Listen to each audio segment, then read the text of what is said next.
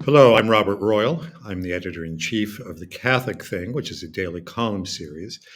And these are the Catholic Thing podcasts, which are coming to you mostly this week from Rome because of the Synod on Synodality that's been going on for almost the entire month of October. And then we'll reconvene after this week, next October in 2024, for a second set of sessions at which bishops and lay people are discussing some very profound questions about the church and Christian life. We're very happy to have with us again today Father Gerald Murray, who is a pastor in the Archdiocese of New York. He's a canon lawyer, and I think, as many of you know, he's been my longtime sidekick at the Papal Posse. We actually tried to get Raymond Arroyo on with us today, but Raymond fell down to a stomach bug, but we'll hope to get him at some future date. So, Father, it's wonderful to have you with us today. Thank you, Bob. I want to ask you a series of large questions, which are almost all unanswerable, but maybe as we bounce these back and forth, we can at least get some clarity ourselves about what we're wondering about. And the first thing I'd like to ask you is about a remark that Cardinal Schönborn made today. We're recording on Monday, October 23rd.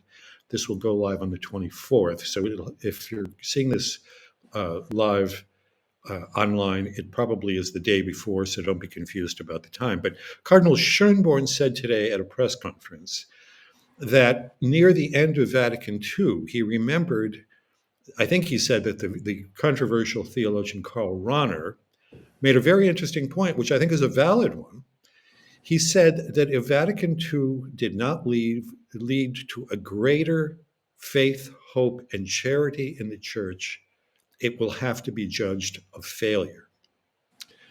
Now, we don't have to get into assessing Vatican II right here. Our subject is the Synod on Synodality. But I'd like to just put this question to you, Father, because this is the last week.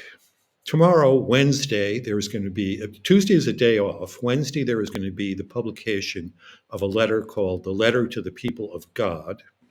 And then by the weekend, by Saturday, there'll be a voting by both the bishops present and lay people who have been formally designated as members of the Synod. They're going to vote on a final report, which will then probably be used to help over the next year and then next year's October session. So let me just ask you that question. Faith, hope, and charity is obviously what we want events like this to promote, to increase.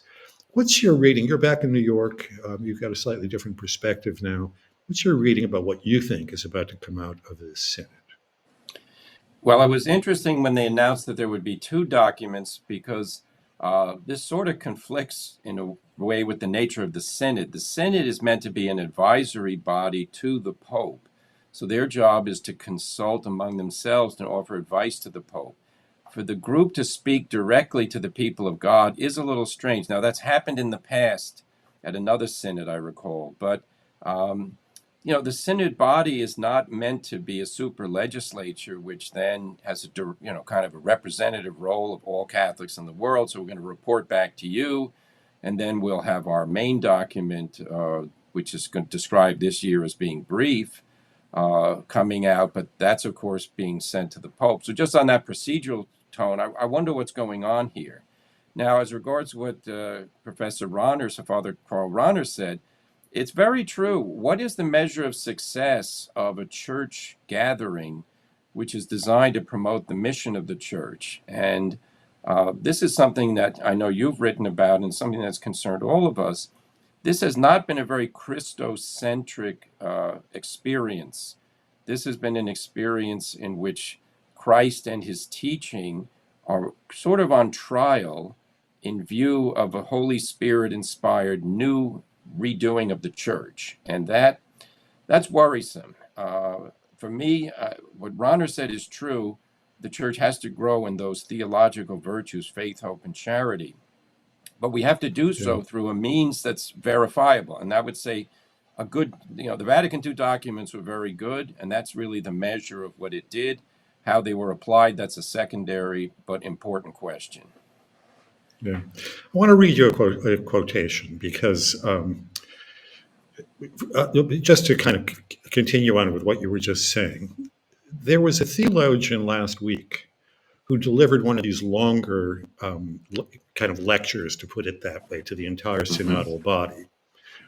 Most of the conversations are around round tables. Is a mechanism by which participants can get up and address 3-minute um, discourses to the whole body. But this was a kind of a full-scale lecture. There were several of these during the course of the month-long synod. I think all of them tended to in a generally progressive direction. But here's one from this priest and theologian Dario Vitali, who is a advisor to the synod organizers. And here's one of the things he said, and I'd like to get your reaction to this.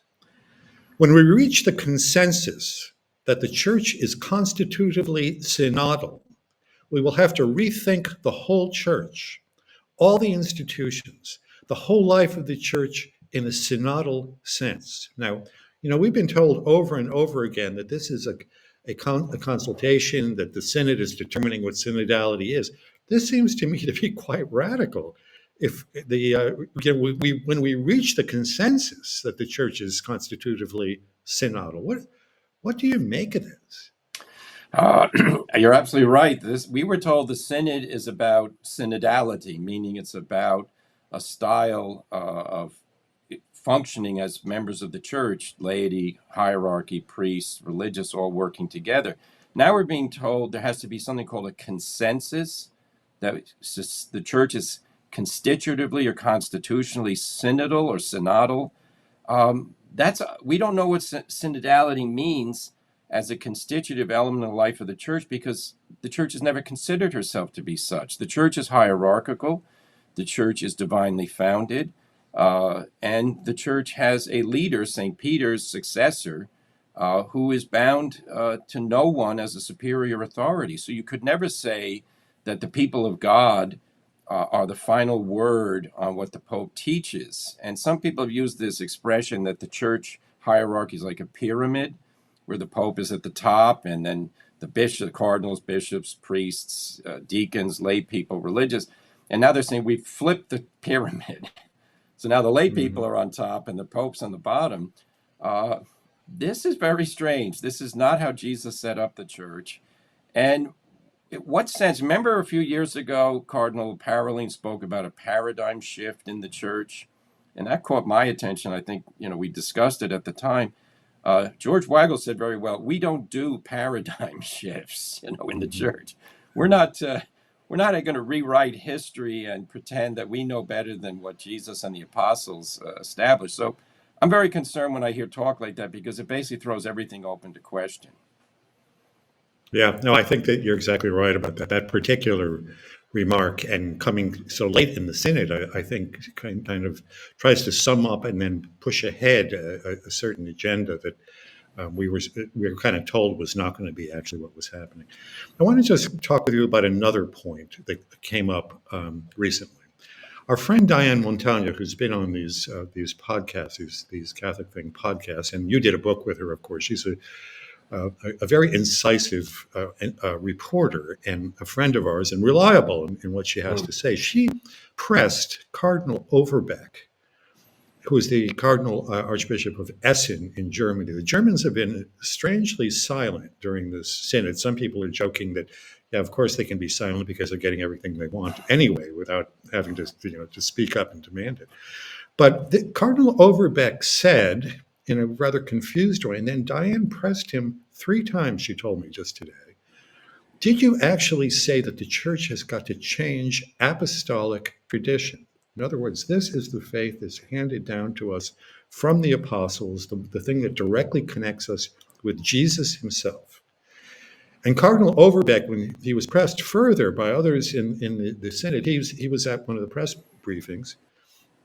He said, in my 15 years as Cardinal Archbishop, I have buried 300 priests and I've only ordained 15. Now, this was his kind of excuse for why he thinks that the church needs to change. I understand that he also said at some point that the Protestants are way ahead of us. They even have female bishops. What can we say about someone who openly steps out and says we need to change apostolic tradition? Well, well, the first thing I'll say, just small correct, he's not a cardinal, thank God. He's just a bishop. Oh, I'm sorry. Yeah, That's my okay, mistake. but he shouldn't be a bishop. I mean, he should be removed from the episcopate if he really believes that. Tradition and scripture are the fount of revelation in the life of the church.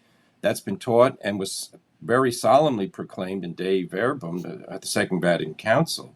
So to reject apostolic tradition is to reject God's revelation in the faith. There's an automatic excommunication for heresy. If he were questioned about this in a canonical proceeding and he answered that apostolic tradition is not binding on the church, then he needs to be removed. And I don't say that with any relish because you hate to see bishops falling into heresy. But on the other hand, you hate to have people who are heretics in charge of dioceses in the church. And I'll just note another thing. When he said, I buried 300 priests and ordained 15, that's a self-indictment. What has he done as bishop to promote vocations? I'd like to know how many young men came to apply for the seminary and were turned away because they weren't of the theological perspective that he's pushing. So it's sad to say it's like if someone who blows up a building and then says, see, the building really wasn't secure, so let's build a new one. And I'll be the one to do it. No, the answer is no. First, you're going to go to jail for blowing up a building, and then we're going to put someone else in charge of rebuilding it. Yeah. Yeah, I thought it was very strange I suppose there are a number of people who just think that we haven't been radical enough in the church, and that accounts for why there is a downturn in vocations. As we all, I mean, we know all the pathologies. There aren't as many people in mass, confessions, all these things that have happened in the decades since Vatican II. Listen, one last thing I'd like to ask you about, because you are a canon lawyer, and very few of us are, and I don't know how much canon law is being followed these days in the church. It seems like a lot of things have been. If you can go back and change the apostolic tradition, then the mere canon, the canon of laws by which the church is supposed to be ruled, I suppose, can be changed at a whim as well. But one of the other things that Cardinal Schönborn said today is that, because he was pressed on an idea that I know you've written about, that what is this synod? Because our Eastern Orthodox and our Eastern bishops have said lay people together with bishops is not a real synod. This is an invention, and people who say we're recovering something from the tradition are wrong, because this mixture of lay people and bishops actually voting and deciding on things that are going to happen is not traditional. It's an invention of recent years, the last basically 5 years since the Synod on Youth in 2018. So Schönborn was pressed on this, and he said, "Well, look, this is still a synod of bishops. It's just that it has been expanded." Now, I'm sorry to hear. I mean, I've always regarded him as a very, very good man, very intelligent. He helped write the Catechism of the Catholic Church. But it seems to me he's equivocating here. You're expanding, but you're not expanding with more bishops. You're expanding with lay people. So, as a canon lawyer and just as a general commenter, what's your reaction to what he said? Well, he's just repeating the line that the Synod office put out when they announced that lay people would now be appointed or selected by the Pope to be part of the Synod. He said that at that point, the press release said that the episcopal nature of the Synod of Bishops is not changed. It's reinforced by bringing lay people in, which is counterfactual. You can't say that. When this, by definition, is called the Synod of Bishops. And as I think we've noted in earlier reports, when they came out with a new logo last year for the Synod, they dropped the word Synod of Bishops. It's now just called the Synod. And that was obviously in view of this expansive notion.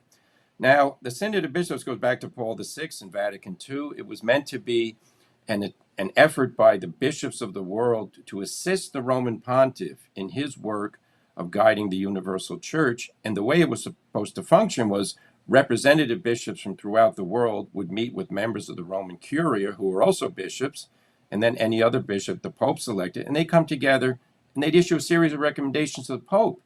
They're not a legislative body. They're not, strictly speaking, a teaching body. because they don't constitute the entirety of the episcopate. If the bishops of the world teach something together with the Pope, either in council or as a general matter of the magisterium, that's the teaching authority of the Church at work. If a selected group of bishops come together for a meeting, they're not a teaching instance, we say, technically speaking, something that Christ established. So throw in lay people and priests, deacons, religious. What we have here is basically kind of an assembly of people who are going to tell the Pope what they think he needs to do.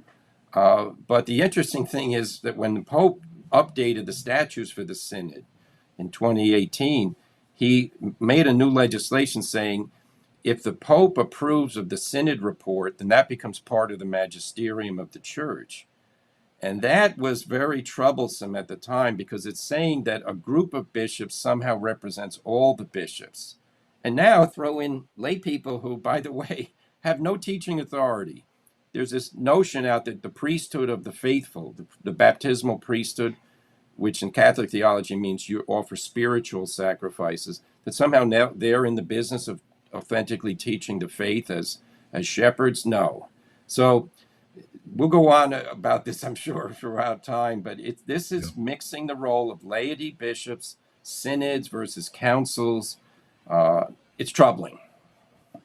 Yeah. Well, in the remaining days, the process that's been going on for almost this whole month is slowing down. There are a number of vacation days that they're now taking, but we do know that by Saturday, this brief kind of summary report is going to be voted on by all the people who have been designated to have votes, and this means 19-year-old lay people as well as experienced cardinals. And one of the things that explicitly they've been talking about that they'll be voting on is the governing structure of the church, which would really be a radical development because that could lead to almost anything. We can pray that it won't, but that's going to be on the table, and certainly we're going to have to come back and talk about that. Father, we're out of time. Thanks very much for your time. Father Gerald Murray is always worth reading, listening to, and following, and we look forward to having you back before very soon. And the posse is going to ride fairly soon as well. So, well, thank you, Bob. Let me thank Father Murray. Yeah, let me thank Father Murray, and let me thank all of you for listening or for watching. And we'll be back soon with the Catholic Thing podcast.